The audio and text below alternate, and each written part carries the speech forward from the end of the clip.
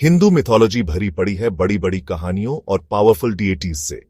ऐसा ही एक फिगर है शेषनाग, जो कि बहुत बड़ा सर्पेंट गॉड है। शेषनाग को अक्सर कई सिरों वाला दिखाया जाता है। कहते हैं कि वो अपने फनों पर यूनिवर्स के सारे प्लैनेट्स को थामे हुए हैं।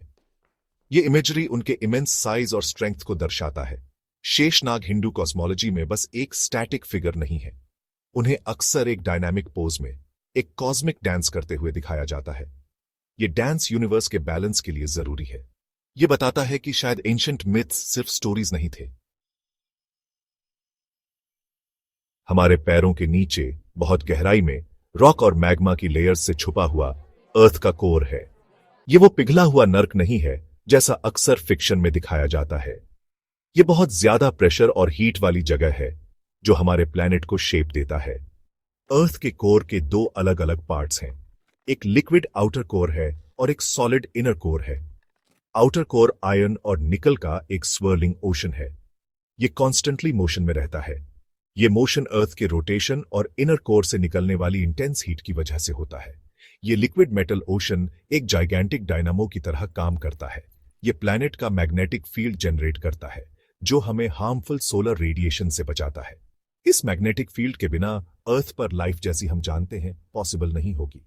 दूसरी तरफ इनर कोर आयरन और निकल का एक सॉलिड बॉल है। सोचो, एक ऐसी जगह जो सन की सरफेस से ज्यादा गर्म है फिर भी रॉक की तरह सॉलिड है।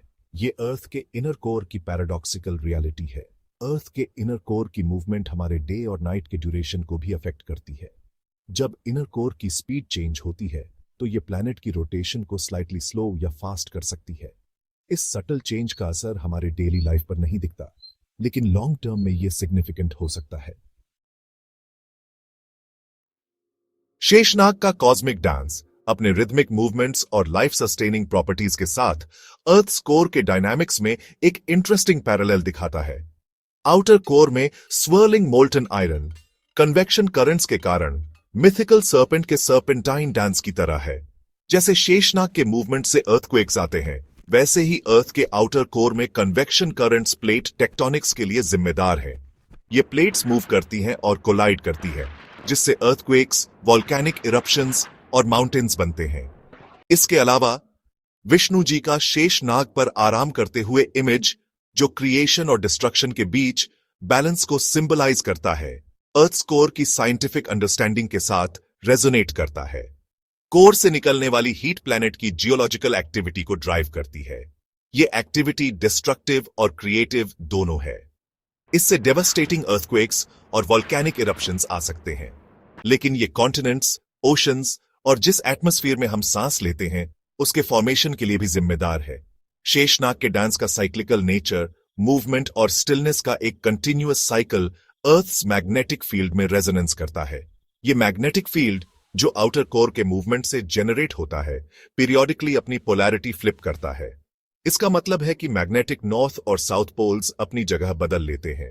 ये फ्लिप्स जो अर्थ्स रॉक्स में रिकॉर्डेड हैं, हमारे प्लैनेट के इनर वर्किंग्स के डायनामिक और सिक्लिकल नेचर का प्रमाण है। एंशिएंट मिथ्स और मॉडर्न साइंस के बीच के पैरेलल्स एक जोरदार रिमाइंडर का काम करते हैं। ये हमें याद दिलाते हैं कि ह्यूमंस ने हमेशा अपने आसपास की दुनिया को समझने की कोशिश की है।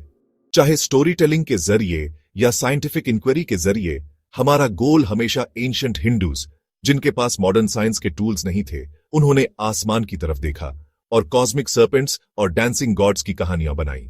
आज हम सेस्मोग्राफ्स और सुपर कंप्यूटर्स यूज करते हैं अर्थ की डेप्थ्स को प्रोब करने के लिए। हमें एक ऐसी रियलिटी मिलती है जो किसी भी मिथ जितनी ऑ इंस्पायरिंग है। शेषनाग और अर्थ कोर की स्टोरी हमें याद दिलाती है कि साइंस और मिथोलॉजी म्यूचुअली एक्सक्लूसिव नहीं है। ये सेम यूनिवर्स को देखने के डिफरेंट वेज हैं, डिफरेंट लेंसेज हैं, जिनसे हम उसकी ग्रैंडर और मिस्ट्री को अप्रिशिएट कर सकते हैं। इन सीमिंगली डिस्पैरेट रेल्म्स के इंटरकनेक्टेडनेस को रिकॉग्नाइज करके हम अपने प्लैनेट और उस इंट्रिकेट कॉस्मिक डांस में अपनी जगह की एक रिचर, मोर न्यूआंस्ड अंडरस्टैंडिंग गेन करते हैं।